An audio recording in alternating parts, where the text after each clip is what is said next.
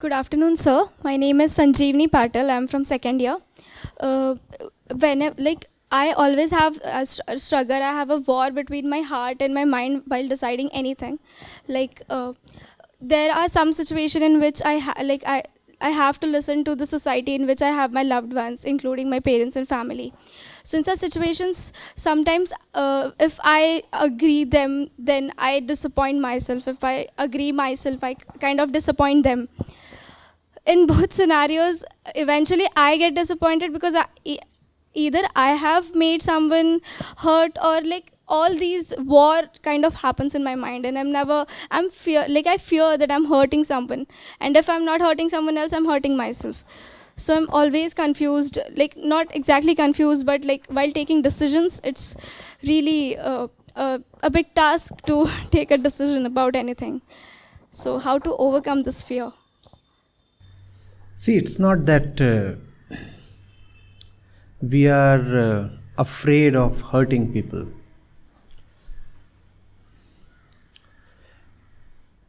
We are actually afraid that it is bad to hurt people. Huh? Now, how do you know something is bad?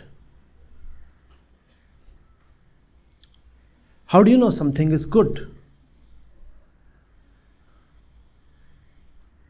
If we can clearly know what is good, bad, loosely stated, what is right, what is wrong,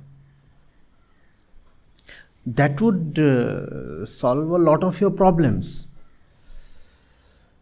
You have your examination sheets, and your teachers assess you on that, don't they? And when your answer is all wrong, how many marks do they accord you? 0. Let's say the question carries 10 marks. How many do you get? The answer is junk, pure trash. How many marks do you get? Yeah? 0. The teachers are evil. They hurt you so badly. Don't they? Don't they? Please tell me. Don't they? Huh? Today the election results are out, and yesterday we had another one being declared. 3 states, 3 different political parties. The electorate is ruthless, heartless. See how it hurts. One constituency, there were 34 candidates. 33 returned hurt, or you could say retired hurt. Only one. Am I right?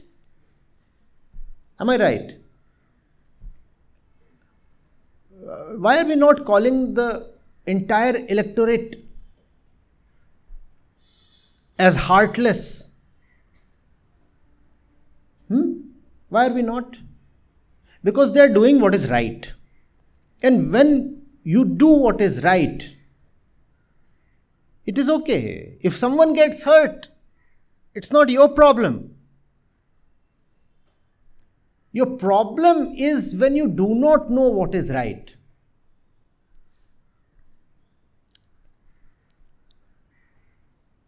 There are 2 parties fighting a court case. Are both of them going to win it? Please tell me. No. So the judge must be a pretty sad person. No? See how he keeps hurting people day in, day out. First of all, he is judgmental. The judge ought to be judgmental. What else can he be? And secondly, he keeps declaring one party as wrong or bad, and he even throws people into jail.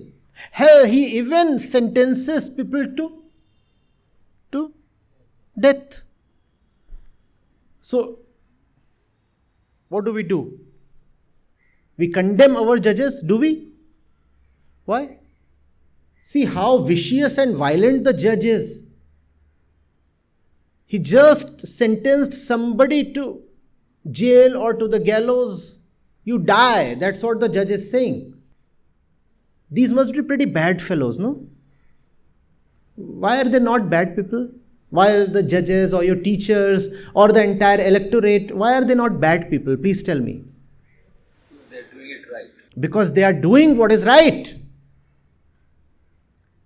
And if that hurts only those who deserve to be hurt. And such hurt is not punishment. Such hurt is supposed to be a means of self-correction.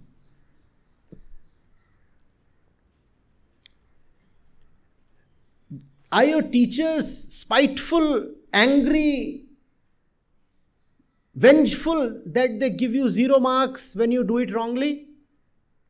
What do the teachers really want? That you improve. Now what happens if you get 10 out of 10 where you deserve 0? What happens?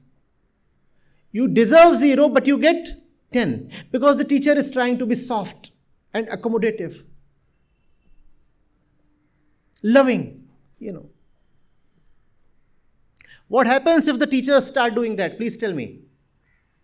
I'm glad I never had such teachers. Mine were extra strict. They gave me 5 even where I deserved 8. So I had to do something extra to get even 6 or 7. I'm indebted to my teachers. What happens when you start getting 10 when you deserve 0? Please tell me. Please tell me. Our hard work stops eventually. That's what we do to all our loved ones in our relationships. We stop showing the mirror to them. We start saying, because these are people near to me, therefore I must shield them from hurt. The more you shield someone from the right results of his or her actions, the more you have actually harmed that person. One way, in fact, one of the best ways any person improves is by facing the consequences of her actions and her being. This is the way you are. Therefore, you must face such consequences. Karmphal. But we don't allow that to happen. We interfere with the very law of action. The kid has done something extremely bad. The mother is still trying to side with the kid and defend the kid. The kid deserves to be censored, right? Punished. But what's the mother doing? What's the mother doing? Please tell me. There is a little bit of a scuffle, a brawl involving some of your friends. So on one side there are 2 of your friends and the other side there are 2, 3 strangers. And you happen to reach that place. Which party do you side with? Quickly, please tell me. Your friends. Do you even bother to investigate which of these parties is on the right side? Do you? No. Your first instinct will be to support your friends. And that's where we go badly wrong. Support rightness. Support rightness. Remember your central scripture, Srimad Bhagavad Gita. If even your brothers, teachers, relatives, loved ones are on the side of evil, you have to fight them. That's what Sri Krishna is constantly telling Arjun. Fight them. And you're not fighting persons. You are fighting a flawed principle. It's not those persons that you are firing at or shooting at. You are fighting the flawed, wicked principle that they stand for. But we don't do that. Parents defend kids and kids defend parents. And in the process, a lot of nonsense keeps cooking. You remember the father of our friend Duryodhan? What was he doing all the time? The entire kingdom, the entire country, even the animals everywhere knew that Duryodhan was acting wickedly. Right? There was only one person in the kingdom who didn't see that. Who was that blind one? Dhritarashtra. And he was like, oh, how can I hurt my son? He has some legitimate aspirations. Some teeny weeny things he wants. A little bit, like the crown, the throne, like the control of the entire country. Only this much he wants, some little toys. How do I break his little heart? The same thing happens from the kids' side. Now that we are referring to Mahabharata, that also reminds me of what is stated as one of the fundamental reasons that led to the grand war. There was this son who decided to defend a very ordinary kind of desire his father expressed.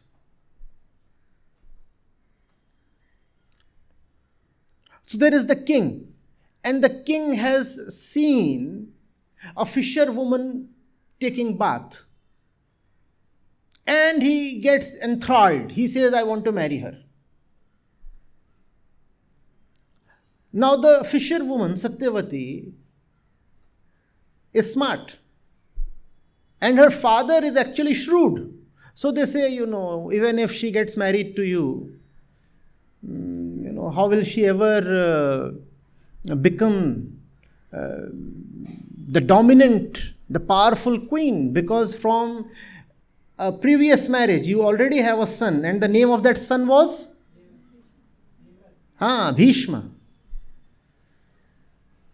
He will become the king. So the father goes and tells the son, son. And the son is already grown up. And the father has been enamored by the young fisherwoman. Son, I want to have that girl as your new mother. But she says that you will become the king, so, can you help me out? So just like most of us here, he says, because my parents want something, they should not feel hurt.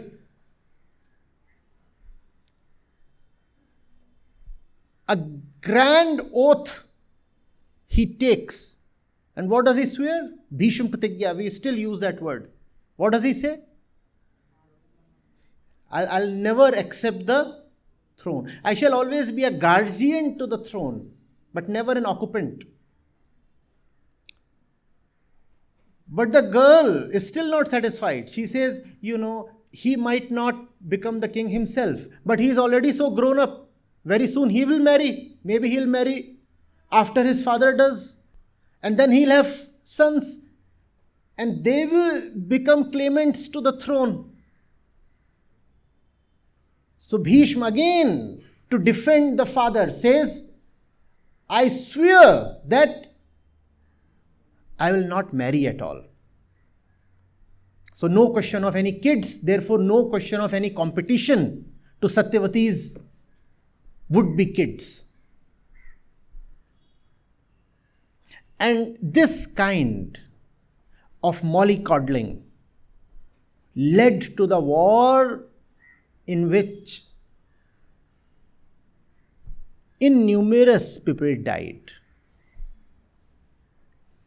That's when you try to defend your relationships too much. That's when you try to not hurt your kids, your parents, your friends, your brothers, your sisters, your husband, your wife.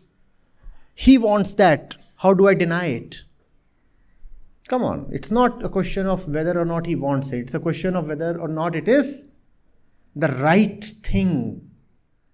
Rightness must take precedence over relationship. Can you remember this, please? What is right is more important than anything else in the world. Else you will have Mahabharat-like wars again and again, over and over.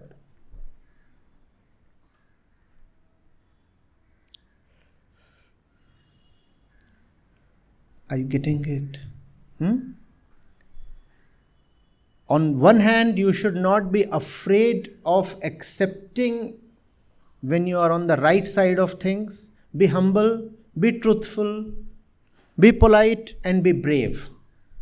If you know that you are misled, wrong, simply accept it. Equally, if you know that others are insisting wrongly on something improper, never yield, never succumb. Yes, obviously, truth does hurt. But when truth hurts someone, it is not your fault.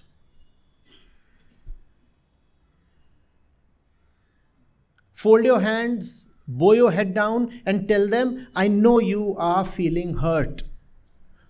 But that's neither my intention nor my action. Neither do I intend to hurt you, nor have you been hurt by my action. What hurts you is your own inner falseness. And I am not responsible for that. There are a few things that every person must only individually bear. Nobody else can take care of that. If a father is standing for something false, the father alone will have to bear the consequences. And when the father is bearing the consequences, the daughter cannot be responsible. So the daughter has to simply say, I know you are feeling offended, but I didn't do that. It's your own doing. I can only request and pray that you improve yourself as much as and as soon as possible. And if I can be of any assistance, any help in the process of your improvement, obviously I am available.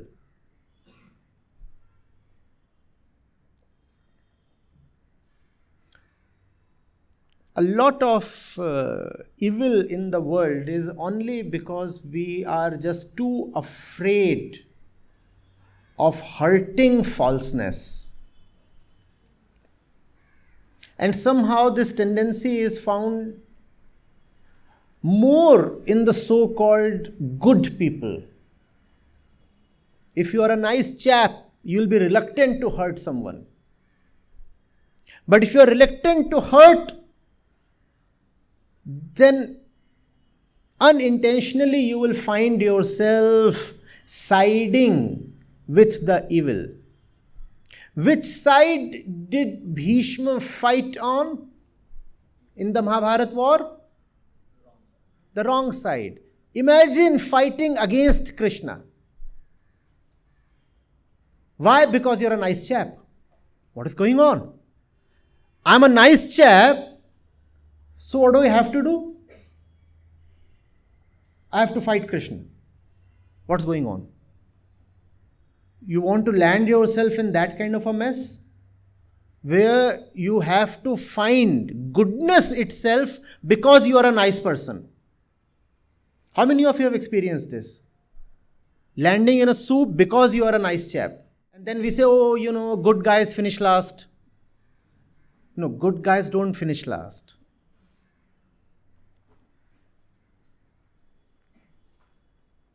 Ignorant guys finish last. It is possible to be nice, but ignorant of the truth. And then niceness will not help. You must learn to say no. And you must be brave enough to say yes.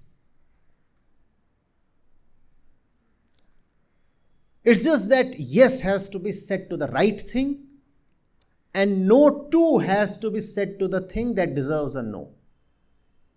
Unambiguously, you should be able to make the distinction. When you say yes, stand by it. Do not say yes too frequently. But when you say yes, live by it. And when you say no, don't feel ashamed of it. Some random thing has come to you and the fellow is begging you to say yes. Why must you feel pressurized? But because we are nice people, we just can't say no. You must roar out a no to all the nonsense. Unabashedly. Otherwise, even your yes will not carry any weight. Yes carries any meaning only when you have said no 10 times. And that must be the ratio. 10 no's and then 1 yes. Then that 1 yes has sacredness. Then that 1 yes is something you can invest, you devote, surrender your life to.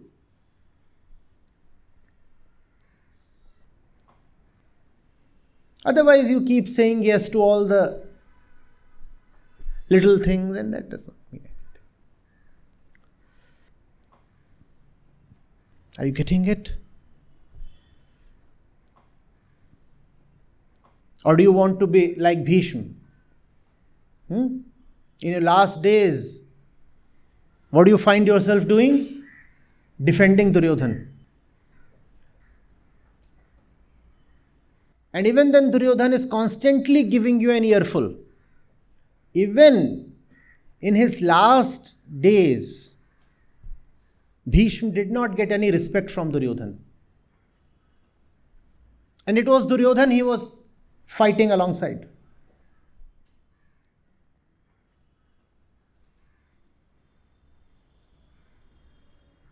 You say you worship sacredness. Do you want to be aligned against goodness, Gita?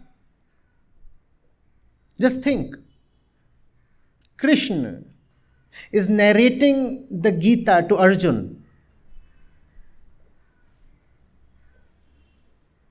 And all this while, what does Bhishma find himself doing?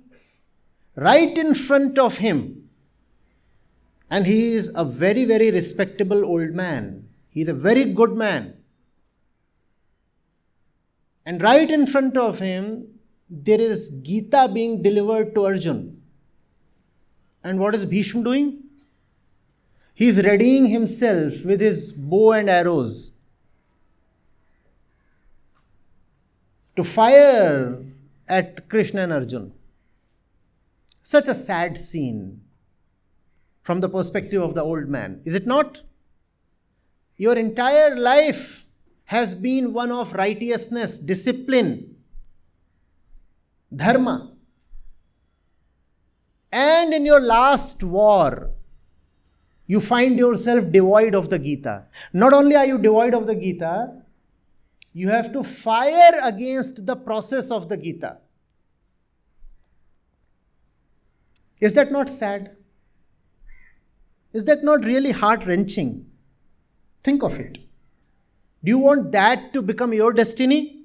But that's what happens to most people who are just nice without being truthful. That's how most of us are. None of us are bad fellows, are we? How many of us are really vicious here? How many? Huh? The filmy kind of wickedness. How many of us display that? I don't suppose. You look pretty decent chaps, all of you. Huh? But most of us will finish our lives devoid of the Gita. When I say Gita, I mean goodness. Why? Because we are nice people. Therefore, we cannot say no to the Duryodhans around us. And it's these who are around us that hurt us the most. Remember, the war was not between strangers. The war was between family members.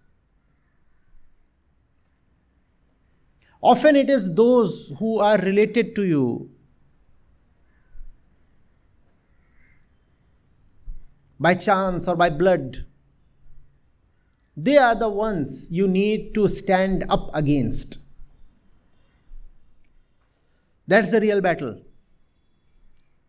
That's the problem Arjun was facing. He was saying, how do I fight against my own kith and kin? Krishna said, nothing doing. Truth is truth. Dharma is dharma.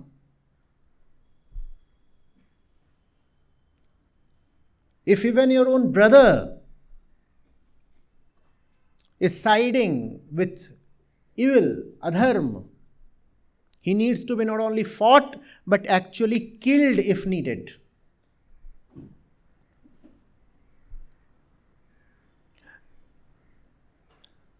You will not become a bad girl if you oppose nonsense. And nonsense is nonsense, irrespective of where it comes from. If it comes from within your own mind, it is still nonsense. Learn to slap yourself hard. Why should we not? Huh? And don't we see how this thing here is a great breeder of nonsense?